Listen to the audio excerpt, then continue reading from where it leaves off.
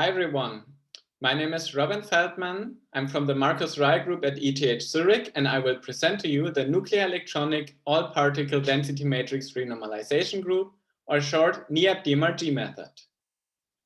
The NEAP-DMRG method is based on not invoking the Born-Oppenheimer approximation, either for all nuclei or for a selected subset of nuclei. Therefore, the wave function and the Hamiltonian explicitly depend on the coordinates of the electrons and the selected nuclei. We can then expand the wave function in terms of products of Slater determinants, one for each particle type.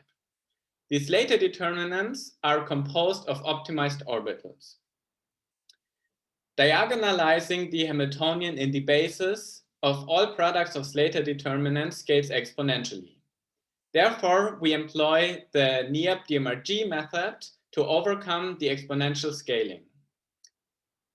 With the NEAP-DMRG method, we parameterize the wave function as a matrix product states, which means we factorize the CI coefficient tensor in products of matrices with one matrix corresponding to a specific site on the DMRG lattice. In the multi-component case, these sites can correspond to different particle types. And these sites correspond to orbitals, which have been previously optimized either with the Hartree-Fock method or with a stochastic scheme that we have recently developed. The stochastic scheme was named NEAP method. With this scheme, we expand the wave function, incrementally increasing in products of determinants for each particle type. So for example, here, protons and electrons. At first, we begin with one product and optimize the orbitals. Then we add a second product of orbitals and optimize all of the orbitals again. And this can be continued. At each step in the optimization, we can construct the union sets of all orbitals and construct then the full CI wave function. This wave function is then parameterized with the NEAP-DMRG method.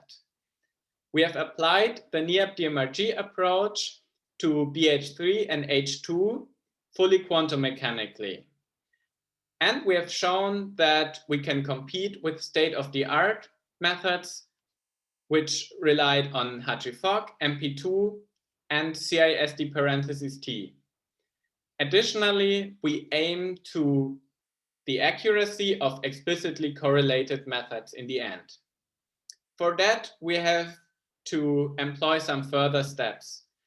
In the full pre-Born-Oppenheimer method, we have translational and rotational contributions to our wave function.